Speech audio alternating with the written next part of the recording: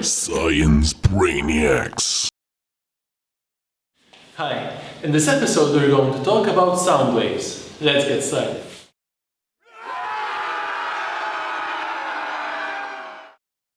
Sound is a form of energy transfer caused by the parallel vibrations of particles.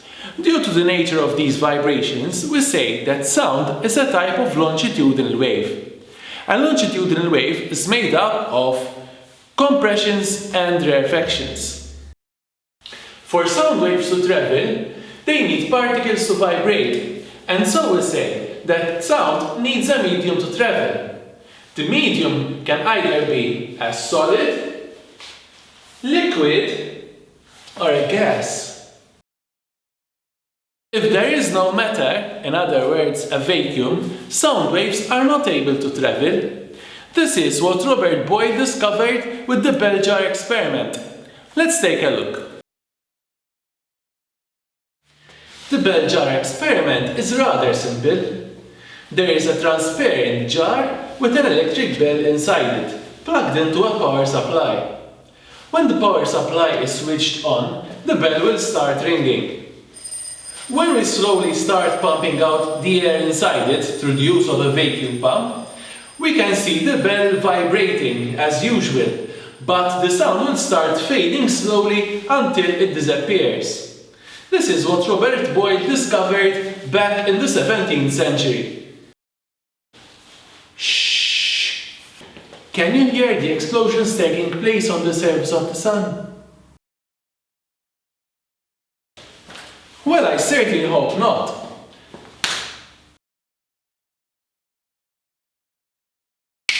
In fact, it is because of the vacuum of space that we do not hear what is going on beyond our Earth's atmosphere. Okay, now I understand that sound can travel through different mediums, but are you sure that it can travel through solids? Sound not only travels in solids, but it actually travels faster in solids than in liquids and gases. This is because solids have particles which are very close to each other, more than liquids and gases. Wait. Is there a way I can test this out? Certainly. What you'll need are two empty tin cans with a hole at the bottom. If you don't have tin cans, you can use yogurt cups, and a piece of string. I pass the string inside the tin can as shown over here, and then tie a knot at the end.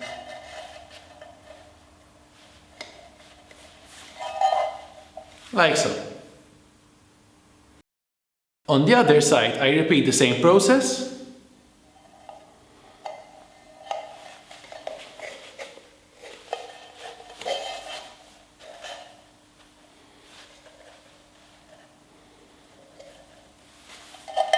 And my string telephone is done. So, this is called a string telephone. And basically, it does what it says. It's a telephone. You get someone to help you with this. You hold from one side, the other person holds the other side, and you make sure that the string is tight. Hi, can you hear me?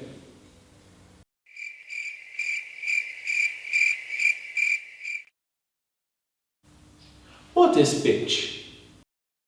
Pitch is normally used to describe how high or low a musical note is. The pitch of a musical note depends on its frequency. The higher the frequency, the higher the musical note will be, while the lower the frequency, the lower the musical note will be. Look at the diagrams over here. Which one do you think has the largest pitch? Is it A or B? If you guessed A, you are right. What is loudness? Loudness is normally used to explain how loud or quiet a sound is. The greater the amplitude of the wave, the louder the sound is.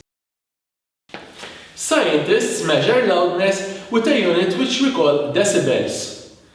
A normal human voice would be around 60 decibels, while that of a concert would be around 110 decibels. Look at the diagrams over here. Which sound do you think is louder? A or B? If you guessed B, you are correct. Wave diagrams are normally shown to us using an instrument which we call an oscilloscope. An oscilloscope shows wave patterns of different things such as microphones, signal generators, electric circuits. Very cool, not very cheap. What are ultrasonic waves? Human beings can hear a range of different frequencies. They can hear from 20 Hz all the way to 20,000 Hz or 20 kHz. Frequencies above 20 kHz are referred to as ultrasonic waves, simply because we cannot hear them. These types of waves have a very important use in our everyday lives. They are used for measuring the depth of the sea, sterilizing medical equipment. They are also used to scan body parts, including unborn babies, and more. Certain animals, such as bats, use ultrasonic waves to track their position. This is known as echolocation. Did you know, as humans grow old, they will start hearing less of the higher frequencies? The last thing that we're going to talk about in this video are echoes. Echoes are essentially the result of reflected sound waves. Hard surfaces, like walls, reflect sound better than soft surfaces, like carpets.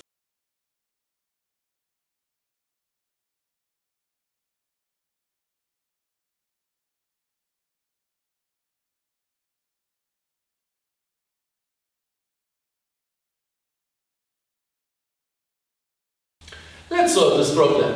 So we have the speed, which is 1500 meters per second, the distance which we need to find, the total time, which is 0.3 seconds, and they also know the equation speed equals distance on time. I have drawn a quick scenario over here to describe what is going on. So I have our boat, which is sending a signal towards the ground, a sound wave, an ultrasonic wave, and that is being reflected back towards the boat. So this has two parts to it. That means that the total time of 0.3 seconds needs to be divided by 2, because we are asked to find the distance from the boat to the ground. So we don't need to find the total distance from here towards the ground and back. So what I did was I divided 0.3 by 2 and I got 0.15 seconds. The last thing I need to do before I go ahead and substitute values is I modify the equation speed equals distance on time by making distance the subject of the formula. And to do that, I take time to the other side. So I get distance equals speed times time. Then I simply substitute values. So distance equals the speed, which is 1500, multiplied by the time, which is 0.15 seconds. That gives us a distance of 450 meters. And like that, I have solved the problem. Thank you for watching. Please subscribe to stay tuned for more content coming your way.